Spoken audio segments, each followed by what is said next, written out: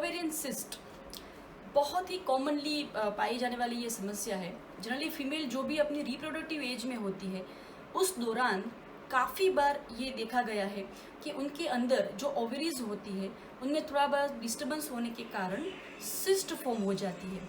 ये जब पता तब चलता है जब अलग अलग सिम्टम्स आते हैं। एकदम से पता नहीं चलता कि हमको ओवेरियन सिस्ट हो गया है, बट चाहे उनको या तो पीरियड्स में इरेगुलरिटी हो जाती है, डिस्टर्ब पीरियड्स रहते हैं, चाहे बहुत कम आते हैं चाहे बहुत ज़्यादा आते हैं, इरेगुलर इंटरवल पे आते हैं, या तो उनको इनफर्टिलिटी होती है, कंसीविंग होने में समस्या आती है, या तो अलग अलग प्रकार के पेन्स भी पाए जा सकते हैं, या तो नोजिया है, वोमिटिंग, ऐसे भी सिम्टम्स आ सकते हैं।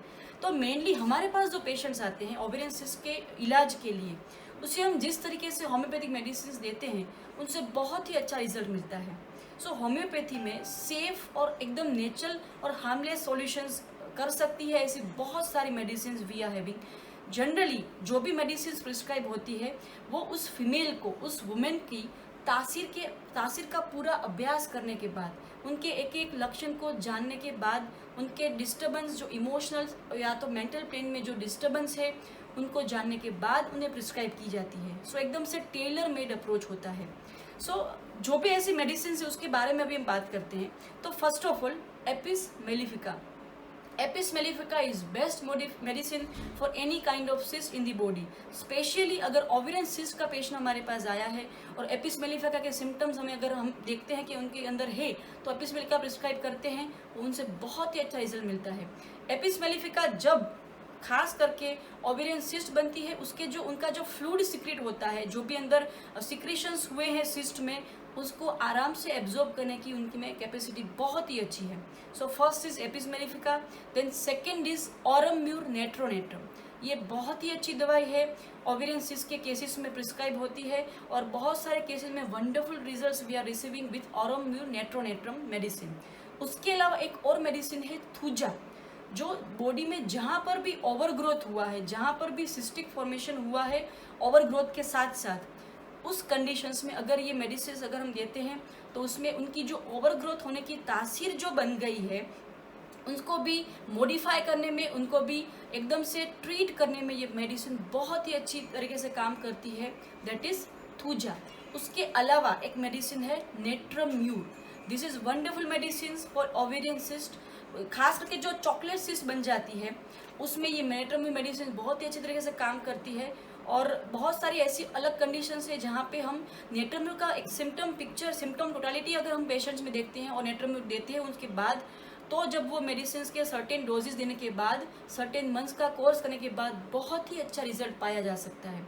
और एक अच्छी दवाई है कैलकेरिया काब।